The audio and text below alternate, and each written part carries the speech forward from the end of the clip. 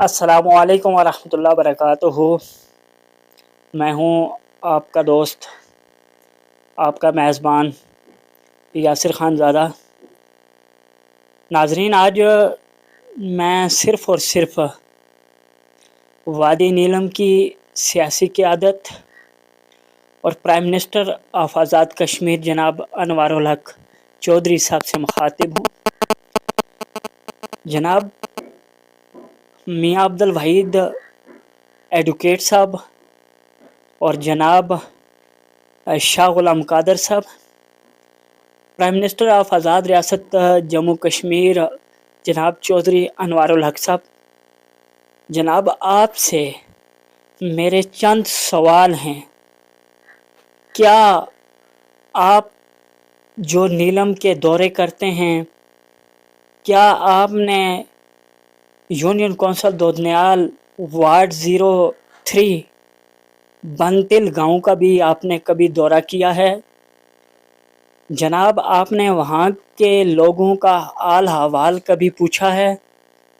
جناب میاں عبد الوحید صاحب، جناب شاہ غلام قادر صاحب، جب آپ لوگ 5 سال کے بعد 03 وارڈ میں جاتے ہیں جو یونین کونسل دودھنیال تیجیاں ملحقہ گاؤں بنتل ہے، اس میں جب آپ جاتے ہیں 5 سال کے بعد آپ ووٹ لے کر آتے ہیں، وہاں پر یہ تو آنکھوں دیکھا حال ہے کہ 1 سائیڈڈ ووٹ بھی کاسٹ ہوئے ہیں۔ جناب وہاں پر ڈیوائیڈ ہو کر لوگوں نے اپنی اپنی پسندیدہ پارٹیز کو بھی ووٹ دیے ہیں۔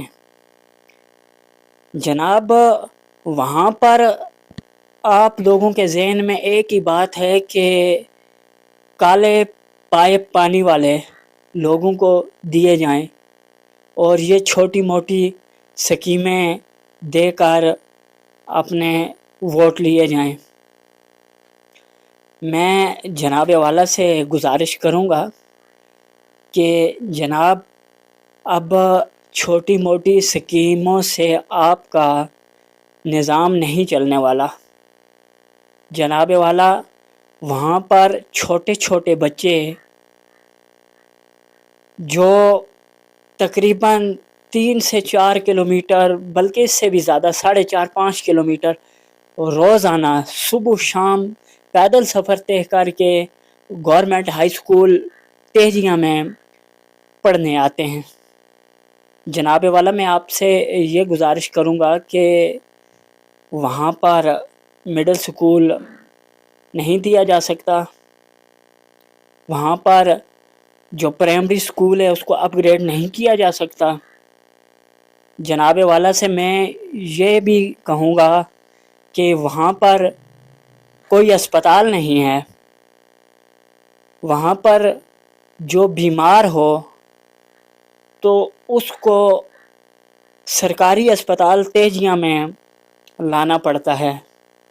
اور جناب والا آپ کو اچھی طرح معلوم ہے کہ وہاں پر جو مریض ہو اس مریض کو جب اسپتال لانا ہو تو مریض کو اسپتال لانے کے لیے گاڑی کی ضرورت ہے اور گاڑی کو سڑک کی ضرورت ہے۔ اور جناب شاہ غلام قادر صاحب آپ نے اس سڑک کا آنکھوں سے دیکھا ہے حال۔ اور جناب والا میاں وحید صاحب آپ کو مکمل انفارمیشن ہے وہاں کی۔ اور جناب چودھری انوار الحق صاحب آپ سے کہوں گا کہ آپ اس وقت ایک اسٹیٹ کے پرائم منسٹر ہیں، آپ کی ذمہ داری ہے کہ آپ اپنی اسٹیٹ کی غریب عوام کو دیکھیں کہ عوام کس جگہ پہ تکلیف میں ہے۔ جناب والا ہم نے آپ کو کئی بار ہم نے آپ کو انفارمیشن دی ہے۔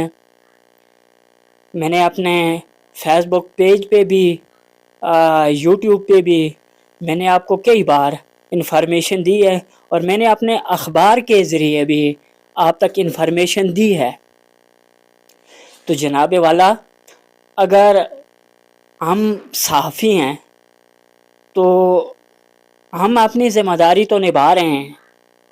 हम जहाँ पे आवाम की ज़रूरियात को देखते हैं उसके लिए आवाज़ हम बुलंद करते हैं।